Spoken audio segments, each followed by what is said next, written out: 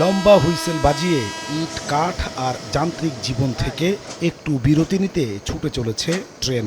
শেকড়ের সঙ্গে ঈদ উদযাপনের স্বপ্নে তাতে উঠে বসেছেন হাঁপিয়ে ওঠা মানুষ। ঈদ যাত্রার প্রথম দিনে কমলাপুর রেল স্টেশনে নেই চিরচেনা সেই ভিড়। প্রতিটি ট্রেনই ফাঁকা।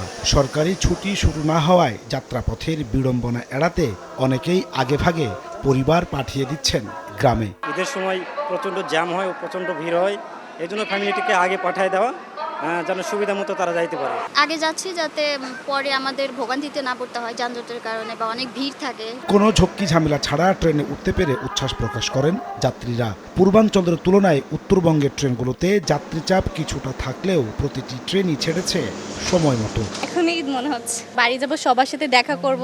ট্রেন মোটামুটি অনেকটাই ফাঁকা, ভালোভাবে যাইতে পারবো। পরিবেশটা একটু ভালোই লাগছে যে কারণ মানুষের ভিড়টা একটু কম আছে। রেলপথ মন্ত্রণালয়ের সচিব জানান, এবার শিডিউল বিপর্যয় ঠেকাতে নেওয়া হয়েছে সর্বোচ্চ প্রস্তুতি, দেয়া হচ্ছে যাত্রী নিরাপত্তায় জোর। এই প্রস্তুতি আমাদের আছে। আমাদের আসন্ন এই ঈদ উল আজহার এই যাত্রাতে আমরা কোনো রকমের শিডিউল বিপর্যয়ের আমরা সম্ভাবনা দেখছি না। আমরা চেষ্টা করব যেন ছাদে না উঠতে পারে। এদিকে সড়ক পথেও রাজধানী ছাড়তে শুরু করেছেন ঘরমুখ মানুষ। বাস টার্মিনালগুলোতে বাড়ছে যাত্রী চাপ, সঙ্গে বাড়ছে ব্যস্ততাও। রাজধানীর মহাখালী, গাবতলী ও সায়েদাবাদ বাস টার্মিনালে ঘরমুখ মানুষের বাড়তি ভিড় দেখা যায়। দূরপাল্লার বাসগুলো ছেড়ে যাচ্ছে নির্ধারিত সময়েই। রাস্তাঘাটে যানজট অনেক বেশি, টিকিট কাটতে মোটামুটি ভালোই একটা হ্যাসেলে পড়া লাগতেছে।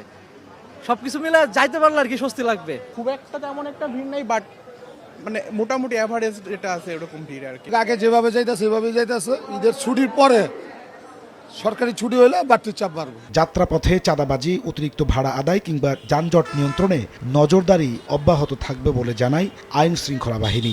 নির্বিঘ্নে যাইতে পারে, গাড়ি যাতে রাস্তায় থেমে না থাকে, এই জন্য আপনাদের যে শৃঙ্খলার ব্যাপারটা, গাড়ির যে শৃঙ্খলার ব্যাপারটা সেটা আগের চেয়ে উন্নত করা হয়েছে। ঈদ যাত্রা নির্বিঘ্ন রাখতে বাস টার্মিনাল ও মহাসড়কে যাত্রী নিরাপত্তা নিশ্চিত করতে কাজ করছে পুলিশ, র্যাব সহ আইন শৃঙ্খলা বাহিনীর বিভিন্ন সংস্থা।